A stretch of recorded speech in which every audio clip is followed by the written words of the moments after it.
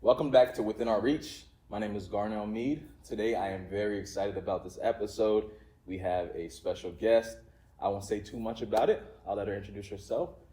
So ladies and gentlemen, this is Miss Jenni Madison.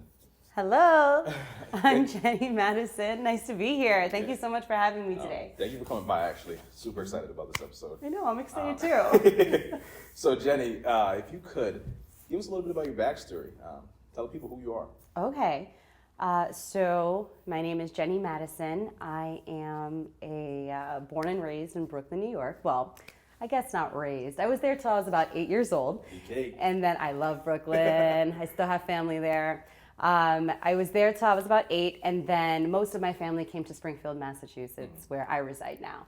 And I love my community. I love our surrounding communities, and we serve those communities all the time. So when I was in high school, I would say I was about 17 years old. Sorry, when did you say you came to Springfield? When I was 8, about 8 years old. Okay. Yes. All right. Okay. Yep. So in high school, when I was about 17 years old, I absolutely loved a show called Property Virgins. And at that time, the host was Egypt Sherrard.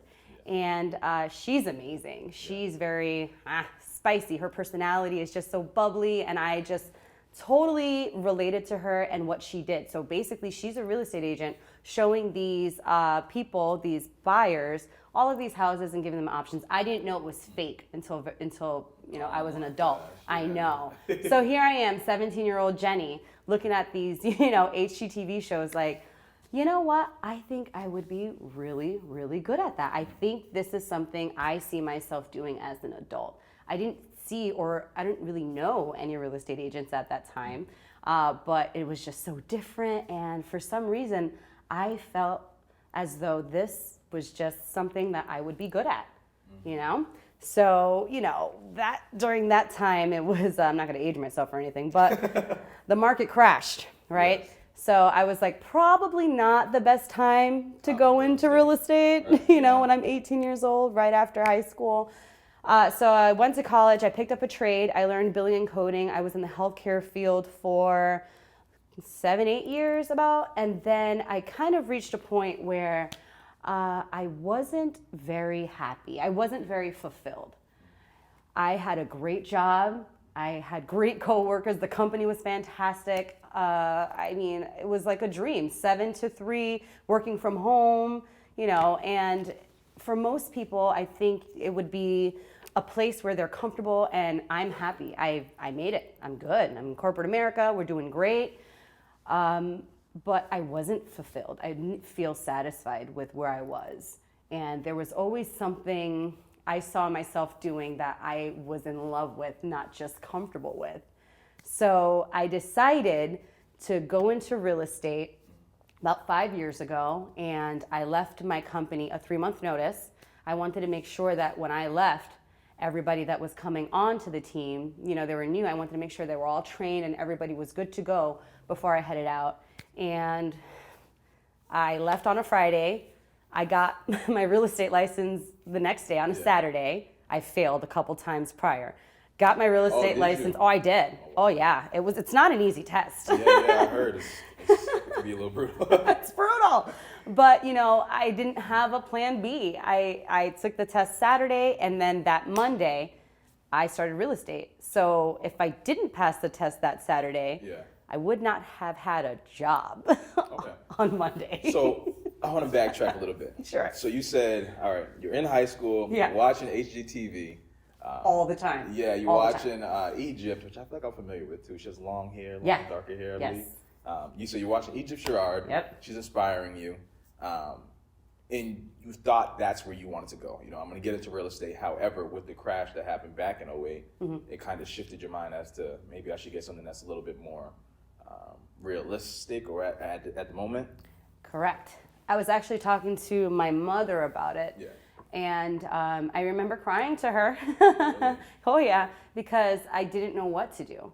At that point in your life, it's such kind of a pivotal, it's kind of like big steps. You know, Yeah.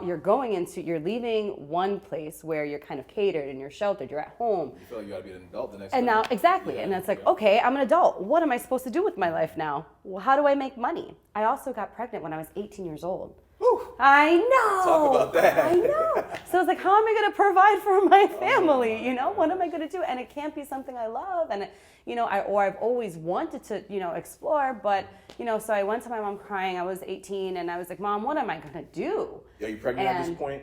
And this is also during the crash. Correct. Okay. Correct. This was 2008. This was 2007 going into 2008. Okay. Actually.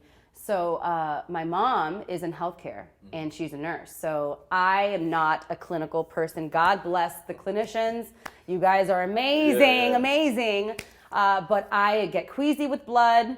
I feel as though I can do the caring part of it because I'm very compassionate and very nurturing. Yeah. But the clinical side of it, I would probably faint anytime I saw blood. So my mom was suggesting, well, how about healthcare, not in the clinical aspect of it, but why not the financial aspect? You're good at numbers. You know, I've always been good with, well, kind of, I guess, with math and things like that.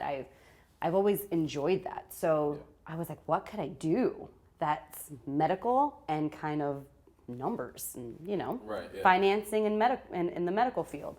And she was like, go pick up a trade, go do billing and coding. You can make some good money, you know, and it's stable. And, you know, in any kind of environment, healthcare is going to be, you know, you're going to have job security. Yeah. I don't believe in job security anymore, That but you know reminds what I mean? me- Yeah, I remember growing up, like my parents always used to, that's why, you know, especially like Caribbean, you know, minority families, it's always like, you know, doctor, lawyer, because of that. Not only can you make a lot of money, but it's also that job security, right? Right. And especially into the medical field, it's like there's always people that are going to get sick, that are going to need help. Correct. And that's what we're all kind of pushed towards. Exactly. Yeah.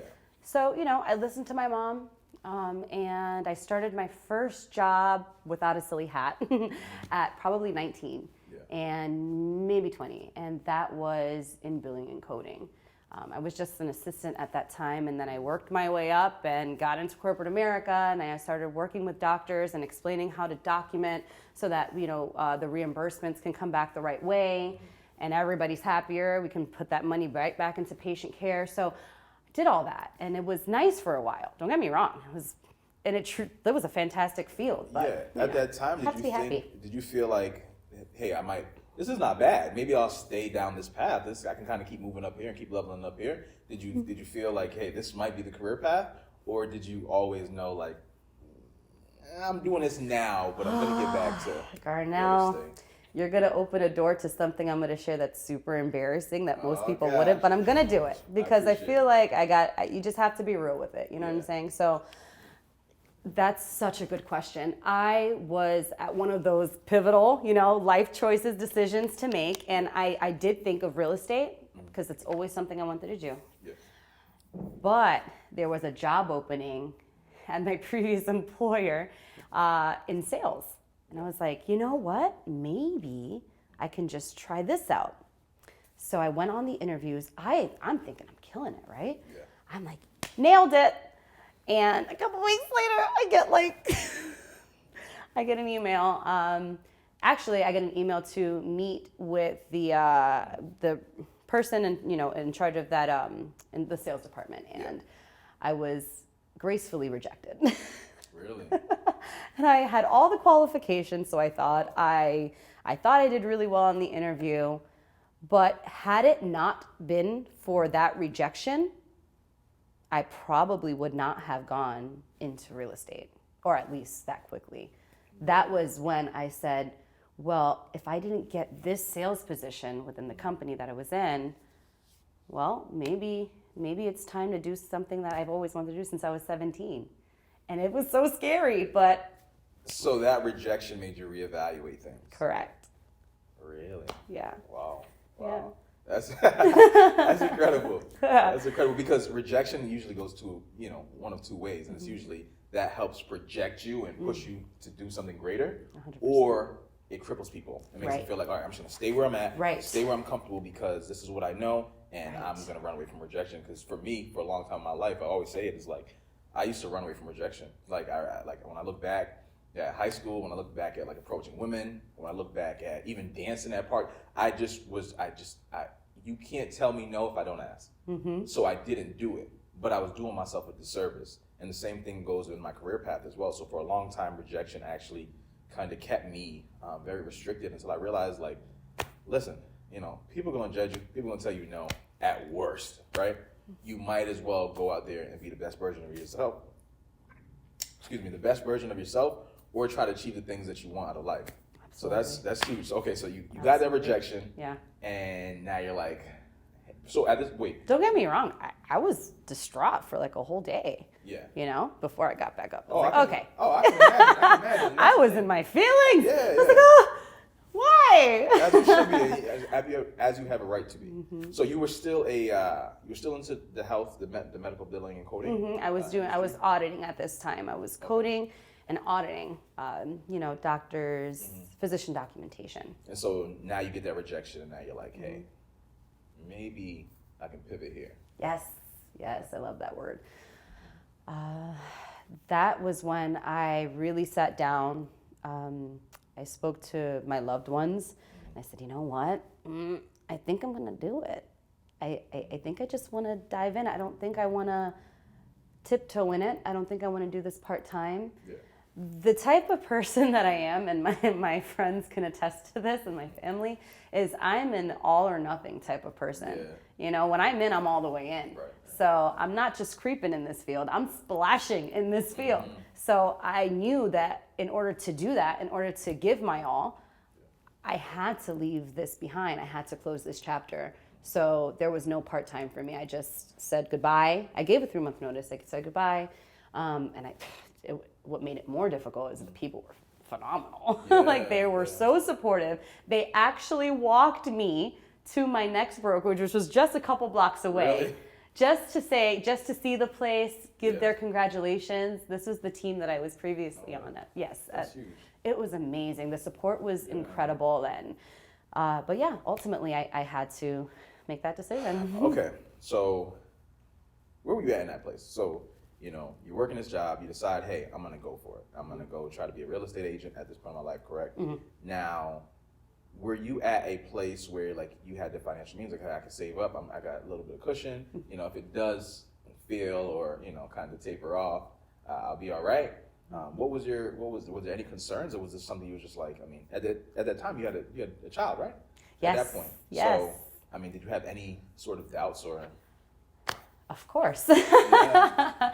Of course. It was just kind of the things that were kind of going through my head is, sure, I have some reserves here, but after these go away, after the money that I've saved goes away, there's nothing else.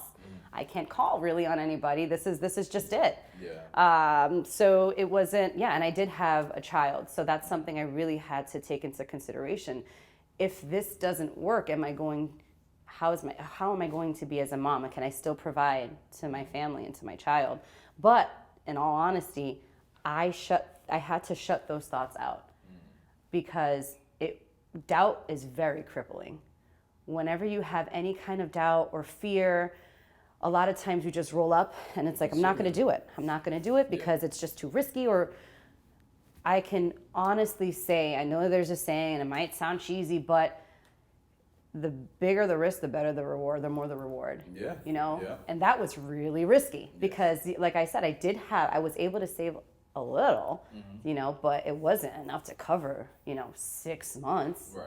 Yeah. So, and most people probably don't know, you don't get paid as a real estate agent until you close a deal. Well, after you close, maybe a couple weeks after you close a deal. So I had to go in and hit the ground running because I didn't have a choice. I just kept telling myself, failure is not an option. It's not an option. I have to hustle. I have to work hard. I was probably the first one in and the last one out every single day. And I just kept that grind, and eventually the business just kept coming and coming, and the closings just happening. But it was not, the first few months was not a walk in the park. Yeah. There was a lot of things that I did not know. It is nothing like HGTV. Let me tell you. This is the real life. This is the real life stuff. Yeah. And I'm like, wow, people are a lot meaner than HGTV. Like, I don't remember anybody yelling at them. So funny. I remember watching HGTV, and I used to enjoy watching it too. And then but there's a lot that you can take from it still. Mm-hmm. But I remember for me, it was just like, oh, this show is great. This show is great. And then you find out everything's fake, and you're like, and it ruined it for me. But, such a bummer. But it's still, there's a lot of good takeaways there. There are things that you can that actually are, relative to the field. Absolutely. You know what I mean? There are people outside of it. You watch those shows and they're like, hey, I'm a school teacher and my husband just works in the factory, and they're like, our budget is $680,000. Exactly. It's like, that doesn't exist in real life. That doesn't exist. That is so funny. Okay, so you kind of said that you had that rejection. Mm-hmm. But why then? Why? Okay, I'm going to leap into real estate now. And if you wouldn't have leaped into it, you just stayed on that path? Did you feel like you had to do this? That's a great question. I feel as though I can't really describe the sense of urgency I felt to leave corporate America. Absolutely. The feeling that I felt was, there's a cap here. There's a ceiling here. And I try to get into a different area in the company and try to make, maybe the ceiling's a little taller in that department. But ultimately, there's a ceiling. For sure. And I had to really sit back and think, do I want that for myself? Do I want to give myself limitations? Yeah. And the answer is no. Heck no. I don't want to give myself. Even if I did go to, the sales department, there's only, senior account manager or whatever. It just, that's not how I envisioned my life. Mm-hmm. And the lifestyle that I've always wanted didn't align with any of those things. Mm-hmm. So when I got that rejection, there absolutely was a sense of urgency. Like, okay, well, I better make some moves, because if I'm going to do this, and this is something I've always wanted to do, let's do it. Let's just do it. Why not now? Yeah, I felt similarly. So any job that I've left in the past is like, I went from a job, I was in the sales field as well, and, was doing pretty solid. I mean, at the time I was like 22-ish, or maybe a little around that age. And it was you're a young spring chicken. But I was doing good though. You know what I mean? I was doing good, and I knew that I could. And the thing is, like, when I was in sales, at that point, I seen sales as like this, like, kind of like sleazy thing. Mm-hmm. It's like pushing products and services onto customers that they don't really want. And it was just like, so I wasn't compelled to really dive too deep. And I'm like, I know I could crush this thing, right? Mm-hmm. And I was doing really good at points, but I just knew that I wanted more for myself. Like, this wasn't it, right? And so I was able to leave, and not just that job, but other jobs too. Because for me, I knew that I would rather risk it all and have nothing than to not risk it and live life every day knowing that I'm not heading where I'm trying to go. Oof. You know what I mean? I feel like you just gave me goosebumps. Oh my gosh. That's exactly how I feel about it. Exactly how I couldn't have said it better myself. I'm just like, I can't live this life like this. And I've always wanted to help people out on a grander scale, And my last job, punching the clock, it was like I was helping out people, youth. And, people are like, but what I found is everybody that I was working with, they went to school for this. They're going to school for this. They're working. This is what everybody's goals are, to be a therapist and this and that. And I'm just like, this is not for me, but I excelled, right? I was really good, and like I was winning awards and all this other great stuff. However, I was like, this is cool, but I can only impact people on a certain degree here. I need to be more grand. I need to help people out in a bigger way. So for me, it just wasn't enough. And that's kind of what gave me the push, like, hey, you got to go. Mm-hmm. And the longer you stay here, kind of having this false sense of security of like, hey, I get a paycheck every 2 weeks. Exactly. I know what it's going to be. Yep. The longer you're delaying where you're trying to go. And it's not going to happen. Mm-hmm. So for me, and I'm not saying I advise everybody else to do it, but I had to leave. I had to take that leap. I had bills. I had more bills than I've ever had before. But for me, I knew right then and there, it's like, listen, we're going to sink or swim. Right. But we're going to go out and fight it, right? Exactly. We're not going down without a fight. Okay, so now you get into real estate. You said initially it was very rough. What are some of the challenges you kind of faced in the earlier days? Okay, so rejection becomes your best friend in sales. It just is what it is. There's no way around it. Yes. You're dealing with the public. You're all of a sudden, I've had customer service experience since I was 16 years old, But this is a kind of different kind of customer service because now I'm providing a dream to somebody. This is their American dream, right? So people, are either really, really great and nice and they're like in for the ride, they're excited. But sometimes the people you pitch to, they're not the nicest. For sure. And when you're new, especially when you're new, you have to build your credibility up.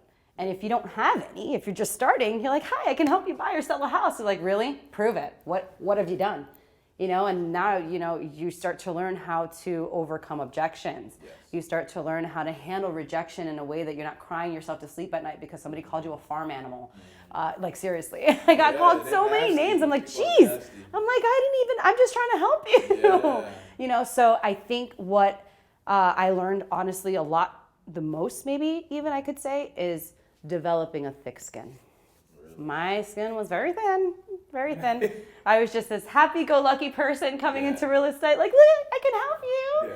And then, little by little, I'm like, ooh, geez, dagger to the heart. I gotta toughen up a bit because, crap. That reminds me. You know what really helped me? So I used to, we'll go back. So take it back. So we're in college, and I'm going out parties.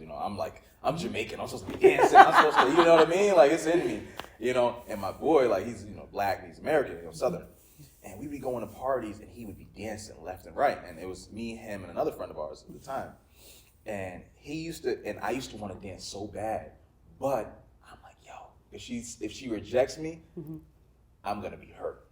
If she rejects me, and what would happen is there'd be a few times where I would go and then I would get rejected and I would see a girl dance with a guy that I'm like, well, I look better than him. But and I didn't understand it at the time, But to me, it was a personal attack. Yes. I had to realize it's not personal, right? Not only that, but he used to like really tell us. He was like, hey, listen, why'd you come out here? We went to the mall, we got clothes, we did everything, we did everything we had to do pregame. We drove to this the function. And you're not dancing. Why are you here? What's up? And me, it made me look within myself and be like, wow, he's absolutely right. And I felt like I was living a restricted or a lesser version of myself. Wow. And eventually I had to realize, like, listen. And I looked around and I was loaded. I'm like, oh, look at the tall basketball player. This guy's 6'7". This guy, all the girls. And I'm watching, and he would get rejected too. But then he would just go to the next girl and he would dance, and he'd be fine. So I was like, oh my God. That's something I had to develop, is that attitude of, next. Yeah. Okay, you don't want to work with me and you're super mean, but okay, next. And then you call and you get back on the phone and you prospect and you just keep going and keep going. And the thought process I had to develop was, maybe I get 10 no's, but I'm going to get a yes eventually. Absolutely. So I'm going to keep pushing because every no was going to lead me to a yes. Now, what helped you develop that thick skin, or the things that were necessary to become a great realtor? I don't think I had a choice. Wow. It was either necessity. You had to. It's kind of like you need it to get to your next level, because there's just no way. There's just no way that you go into this kind of area, this kind of field, without having a thick skin. So it was just about a necessity. You had to develop it. Just had to develop it. They say that you don't, it's kind of similar to when they say you don't know how strong you are until being strong is your only option. Exactly. So like when you gotta eat or something like that, you're gonna figure out a way to eat. Correct. No matter what it takes. You gotta figure it out. That's huge. And it was a lot of affirmations. Yeah. They work. I really am a strong believer that there is power in our words. And when somebody's speaking these things into you, you'll believe it if you don't rebuttal it. So eventually, I started in the mornings, I would say to myself, you're great. You're a lean, mean closing machine. I think I learned that from Tom Ferry. Yeah. You're a lean, mean closing machine. You're a lean, mean dialing machine. You're so good. You're the best agent. You're so, and I would just hype myself up so that anytime somebody would try to tell me otherwise, like, okay, well, thank you. Have a great day. And it didn't stick to me anymore. Wow. You just have to figure out a way so that you can be there for yourself, clap for yourself affirm yourself. The approval, it's for you and yourself. You don't need it from anybody else. So that's something that I developed in my first few months of real estate. I would honestly say that helped me to be more confident as a person. Okay. So, Jenni, you're in the business, you deal with people, right? And building connections. Yes. And what do you think helps you excel in building connections with people? How are you able to do so? That's a great question. I truly believe that you could be really good in this field if you have things that cannot be taught.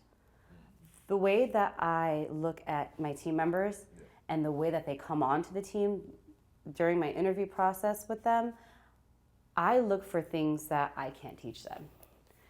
Anybody can teach somebody how to pick up a phone and learn a script, and sales and negotiations. These are skills, and they can be taught. Yes. I cannot teach somebody to have compassion. I cannot teach somebody to love cultivating relationships. I cannot teach somebody to care about people.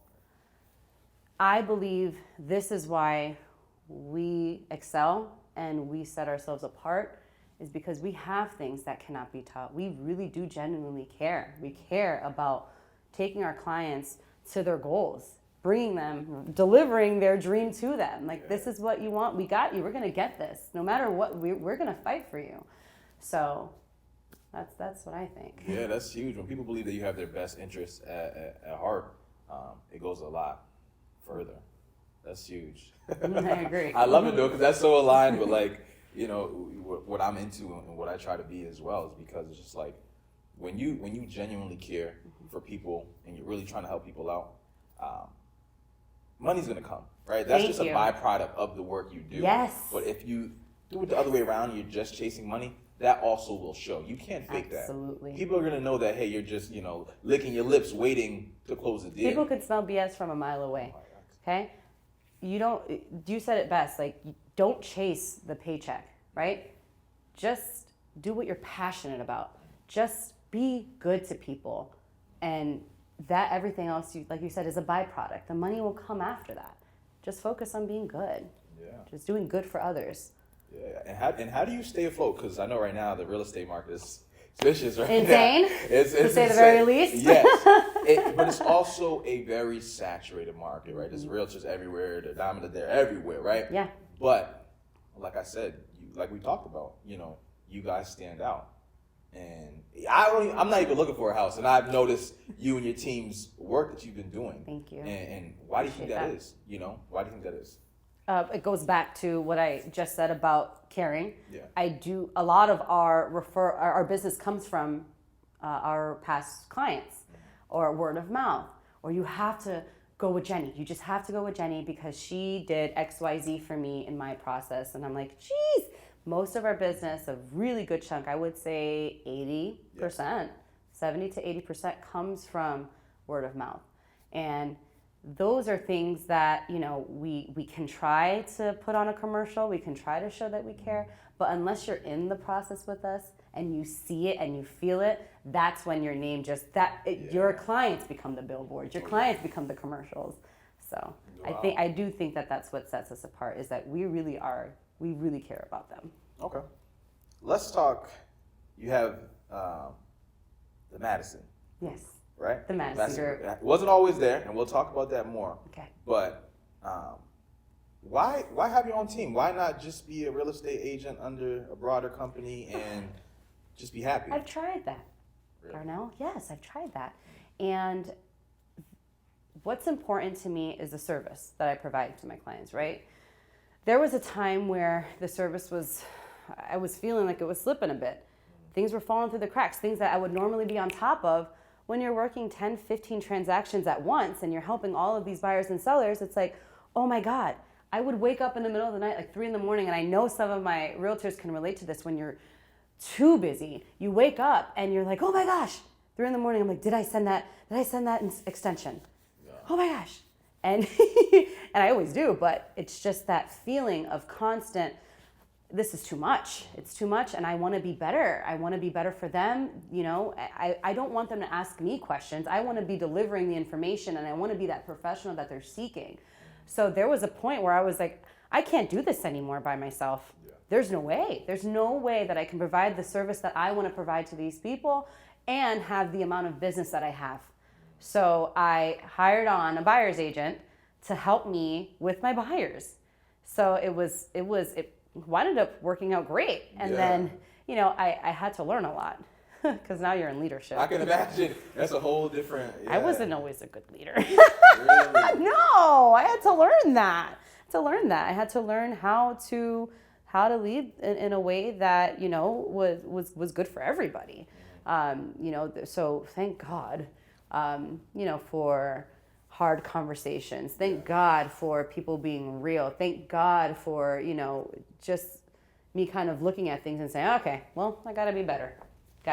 Yeah, I was about to say, what aided you in becoming a better leader? Because I think what you were just touching on is huge. Like being able to listen, you know what I mean, objectively at like, how can I be better? Yes. What am I doing? Does my team feel like am I dropping the ball somewhere? Exactly. It's all about progression and being better. Right. So yeah, what would you say aided you? I think is really taking a step back and looking and really examining how you want to be treated, right? And what a love language is? Have you ever heard of that?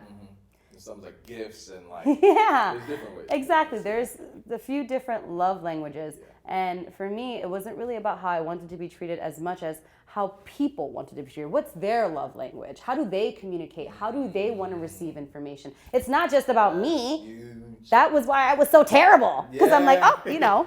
this is how I would like it, so this is just what it is. Yeah, this is just what it is. Wow. I was watching That's so far from reality. It's crazy. oh my gosh. I was watching a interview with Will Smith, and he was talking about how, he married Jada, and, they had kids and so on and so forth. He bought them this big house, beautiful, everything. It was the life that he, was trying to give his family to do all they want. And he couldn't understand why they weren't happy, especially why she wasn't happy.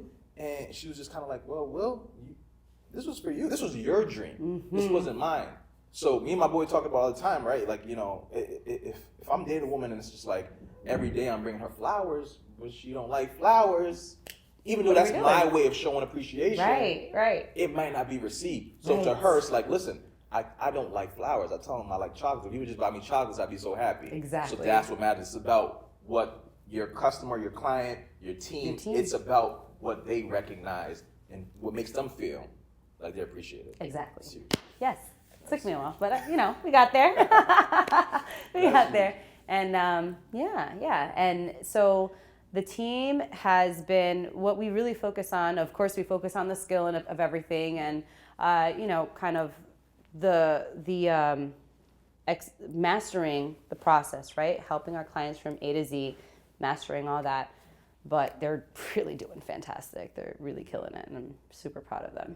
Yeah, and if I'm correct, you started a team before, right? And you had to kind of cancel that team out. I did. You want to talk a little bit to us about kind of what happened in that situation, or? Yeah. So back then it was Jenni Ortega Realty Group, and clearly my last name has changed. Yes.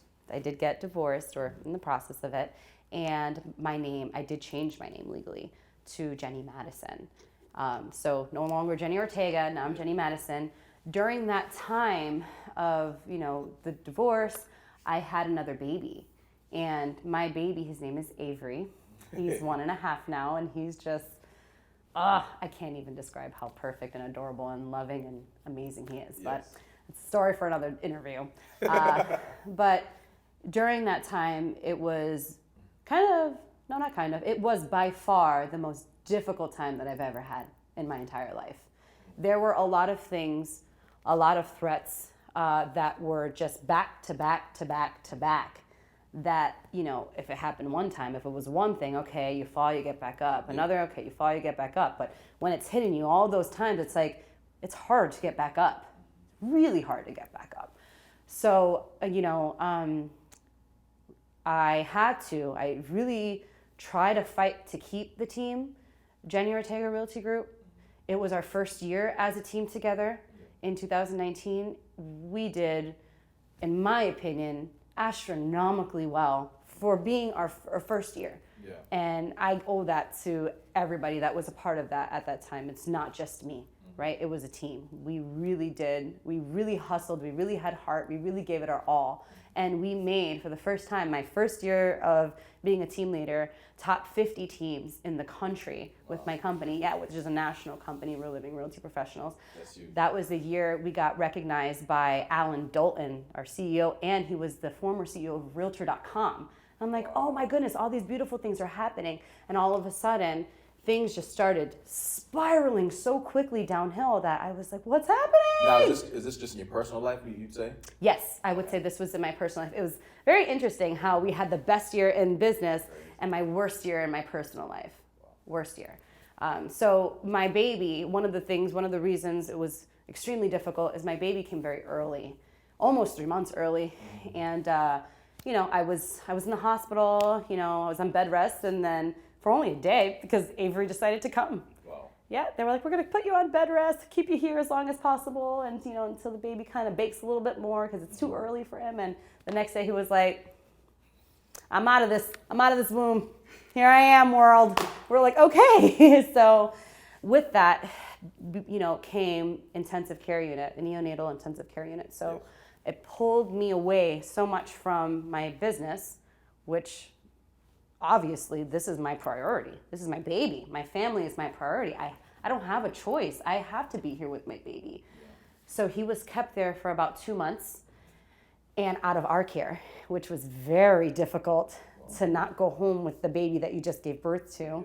So it was a really tough balance between how am I going to run this team and how am I going to be a mom to my older son who's really struggling with all these changes. His life got turned upside down in a matter of months.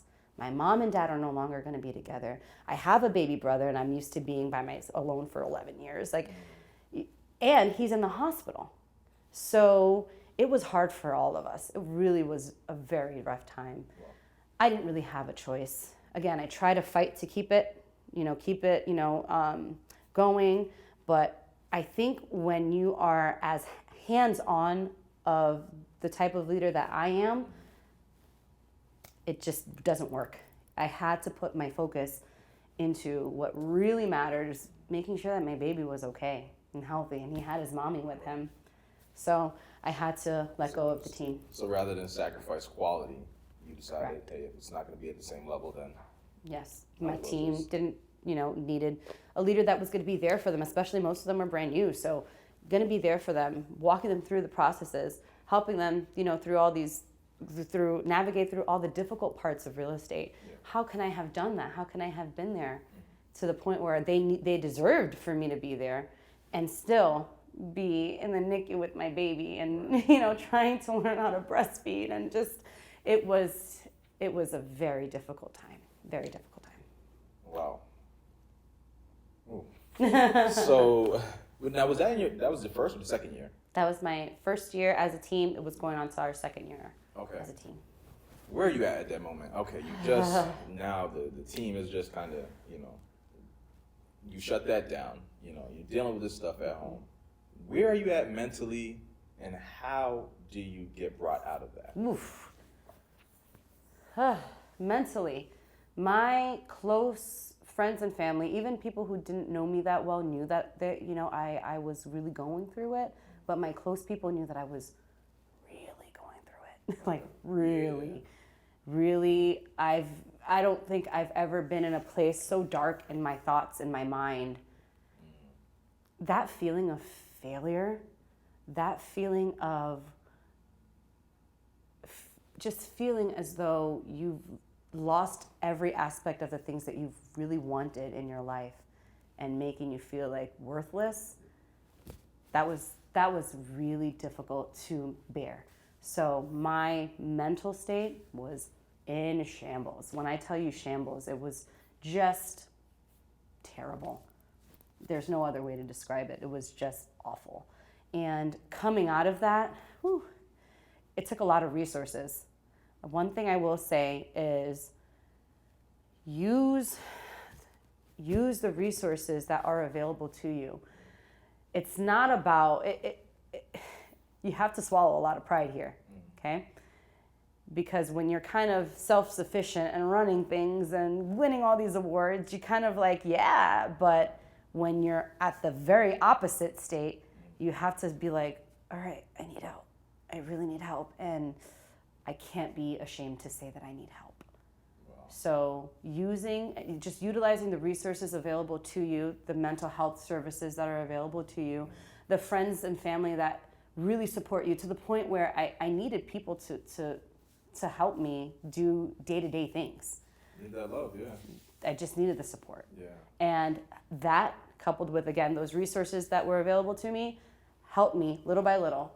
I just had to find a way to see that I am so lucky. I'm actually very grateful for the things that I do have. It had to be a shift of perspective. That shift, again, it happened when I started getting the help that I needed and realizing, you know what?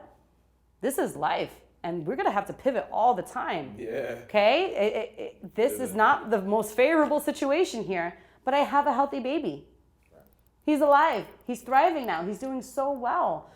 I have, I have my own place now. Like, I've never been able to say that as an adult. Like, okay, Aiden's doing so well in school now. He's doing great in soccer. There are these things that you just have to really focus on the good to start really getting you out of all the bad. Wow. Yeah, they say gratitude is huge. So even on the smaller levels, like clap for yourself. I tell you all the time right now, I have so many people, and I get caught up in it. Like, if it's not a home run to me, I'm like, you know what I mean? But you literally just have to be happy with getting on base, getting a hit, the small things, the simple things. That gratitude is what's going to carry you through. You know what I mean? And it's not saying that you don't want better, but it's acknowledging what you do have and what's going right. Exactly. Yeah. That's when my mental health started to shift. And I'm grateful that I had to go through that really crappy, horrible state. Yeah. Because had that not happened, and had I not had to experience all those things, I would be nowhere where I am today. I would not have the team that I have today. I would not have the perspective that I have today. I would not have the amount of gratitude that I have today. I feel as though I really am a completely different person than the person that I was last year because of the struggles that I had to face. Wow. And that makes you who you are.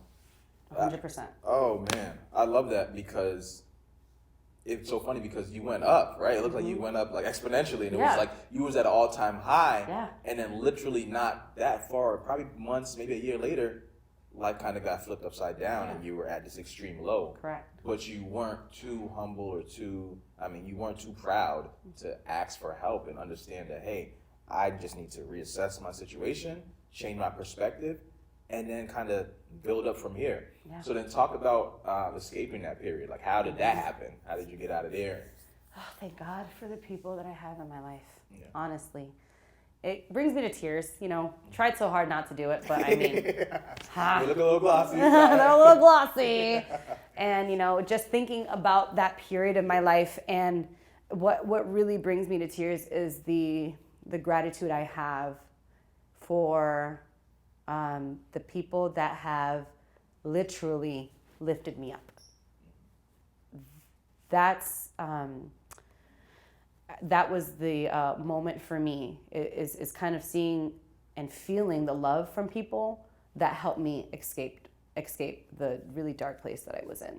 So I owe my life. I really owe my life to certain people that have really been there. My mom lives in Arizona. My dad lives in California. My mom flew out and she helped me. She took so much time. She took FMLA off her job. Really? So that it was like a rehabilitation. Honestly, it was a rehabilitation to get back into normal life. It's so crazy. I say it all the time. It's like being mentally strong, stuff like that. Mm-hmm. First off, nobody's always that, right? Even as great as it looks, or as much success as people see, there's the opposite side of that. There's so much that they don't see. Right. But I say it all the time. I mean, like, hey, if you want, if you break your leg, they got a surgery for that. Mm-hmm. If you want to change your nose, they got surgery for all those things. Mm-hmm. The tough part is the mental. Right. You know, you can't be like, I'm depressed. And like, all right, well, we're just going to go in there real quick. We'll take us out. You'll never be depressed again. Life will be great for you, right? Exactly. You have to do the work. And that's why when it comes to mental health, that's why it's so tough. And that's why a lot of us fall short for it. And we settle because you have to do the work, right? If I want muscles, I got to go to the gym and physically, do these push-ups and push against the ground until my arms are sore, because without pain, without adversity, and without struggle, you do not get stronger. I tell people all the time, I'm like, and I used to tell the kids, it's like, if I gave a newborn baby, a 10-pound weight and asked him to pick it up, he couldn't. He couldn't, right? But now I give that to when they're 13, they can lift that weight. What changed? Right. The weight never weighed less than 10 pounds. It's always been 10 pounds. It's always been the same heavy, right? Life doesn't get easier, but you do get stronger. Exactly. But you only get stronger through going through it. Exactly. So you can't try to skip it or rush into There is pain, no because skipping that's it. where it builds who you are. And it's important. It's huge. Exactly. It's huge. Oh my God. I love that. I appreciate that story so much. Yeah. That's great. It speaks to me in volumes, because I just feel like it's so relevant for all of us. People see the accolades, they see the social media, and everything looks great and looks happy, and they think, hey, I can't be her because she got it. She's, things are great for her. Somebody's giving her X, Y, and Z, and they don't understand that you had to carve out your path, and nothing was like hand given. You know what I mean? Like, you weren't.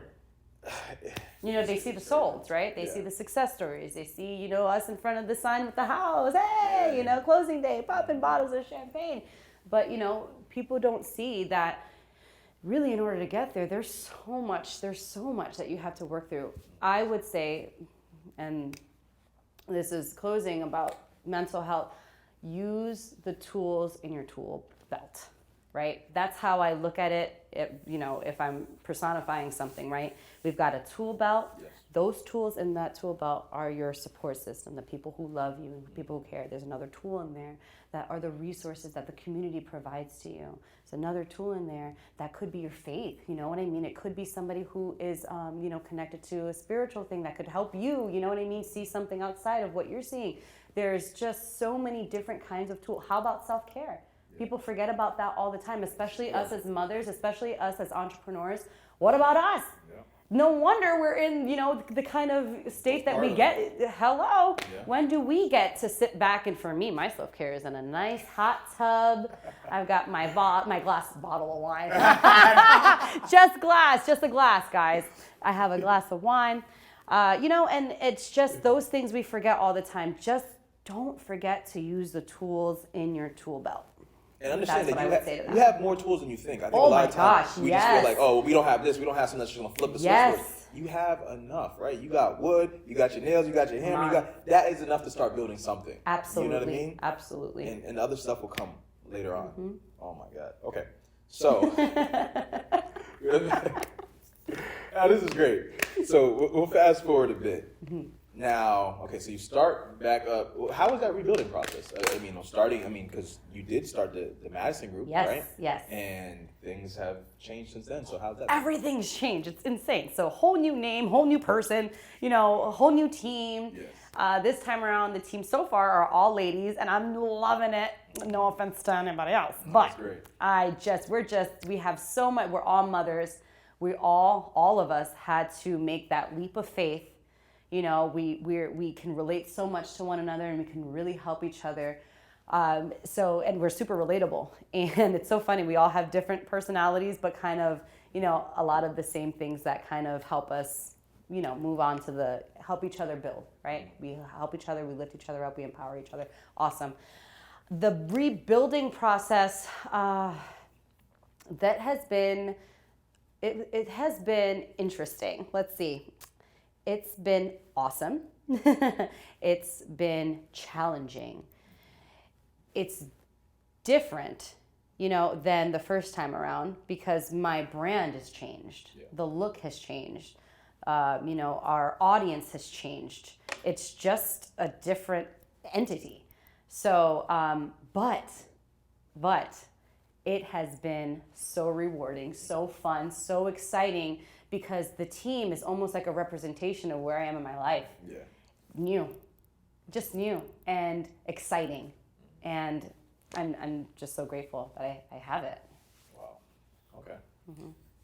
I see one thing that you've done really well, because I knew you as Jenni Ortega back then. Yes. And I've seen the Madison Group now, but I've only seen that as a result of all the marketing and all the videos and the content and the things that you're producing and stuff like that. How big is that in terms of what you do? Why do you do that stuff? Why not just focus on reaching out to clients and doing things the other ways? Why are you taking this approach? Great question. I think when you're really, truly serious about, your business, you want to target, of course, the people that are around you, but you want to, for me, I always say, reach beyond the stars. Yeah. The sky's not the limit. There is no limit. Just when we market, we try to reach more people because we want to help more people. We have more people on the team. We're capable to help more people. So, I think marketing is huge, especially for what we do outside of marketing ourselves on the team. The more exposure that we get, we put a house on the market, even on our social media page. A lot of times it's sold by our audience on social media before it gets anywhere else. It's insane. Wow. Before really anybody starts requesting showings, we're already getting people, looking to buy a house that we just posted. So, marketing's huge, especially in what we do. Wow. Yeah. So that's the power of it, is yes. You can have a lot of success from doing things like that. Exactly. But you wouldn't know if you don't put yourself out there. Correct. I feel like there's a lot of people and a lot of businesses that are failing to do so, to put themselves out there, to create content. It might be fear, though, too. Yeah. And to them, I would say, I'm trying not to swear here, but forget the fear, right? Yeah. Forget the fear. There's this acronym with fear that says, F stands for false. So it's false. If I could even. Evidence appearing real. Thank you. False evidence appearing real. Yeah. And that is so true. Just forget about the fear, because ultimately, if you're an entrepreneur, you're in sales. Yeah. I don't care which way you look at it. You're an entrepreneur. You have a business. You are in sales. Yeah. And the way I look at it, it's not really too much about who I know. It's about who knows me. People can go and refer me. I don't even know who they are. And we're getting business that way because of the marketing and because of the strategies and because we're putting all this time and effort and putting ourselves out there. I would encourage any business owner, I don't care how scared you are, it's all right. You're going to come out of it. Just do it. Yeah. Mm-hmm. Yeah, no, that's vital, because, going back to even how I kind of knew you, but you didn't even know me. And I knew who you were, and I've kind of been watching, and I'm like, oh my God, someone looks great. She looks like she's really about her stuff, and I only knew that because of your social presence. I only knew that, and I have a lot of clients all the time. They tell me, oh, I'm worried about look funny on video. Oh, my voice sounds. I hate the way my voice sounds. Yeah, we all do. Yeah. You get what I'm saying? Like, yes. We're not. It's okay. Like, and you're gonna suck because we all suck in the beginning. At one point, everybody has a day one. Nobody right? got in a car with the greatest driver. Thank you. I tell people all the time, it's just like, you got to get better. I said, and the analogy that I use is like driving, right? When you're a kid, you've seen your parents and somebody drive your entire life. I've seen it. Puts the key in there, puts it in gear, you drive, cool. But somehow, when you get in the driver's seat, guess what you do? You still hit the brake too hard. Mm-hmm. You still you still turning around. You have to just do it. And also for business owners and people out there that want to produce more stuff for themselves and put themselves out there, the thing that helps it become easier is understanding who you're doing it for. When you genuinely care for and I paint an extreme picture here when I say, if for some way I found the cure for cancer, right? Mm-hmm. And I was like terrified of being on the camera, I know how valuable that would be to people. I know how many people it would impact. It's not about me. So I would go to a mountaintop if I had to and yell it out, yes, because I want to help people. And when your passion is behind what you're doing, and when you're doing things out of love, it don't matter. Mm-hmm. It don't matter about how you look, how it's delivered to you. If somebody was telling you something that could save your life, I don't care if they show up in ripped clothes. They can be naked if they want. Mm-hmm. You get what I'm saying? Because the message and the impact is what matters to people. Absolutely. People are going to talk. Oh, yeah. You did a whole yeah. I'm pretty sure people were snickering and talking about it. Oh, my gosh, all the time. And you know what? We can't focus on the naysayers. We can't focus on the people who don't believe in you. Mm-hmm. There's going to be that everywhere you go. If you are not okay with people talking to you in a negative way, you're not ready for success.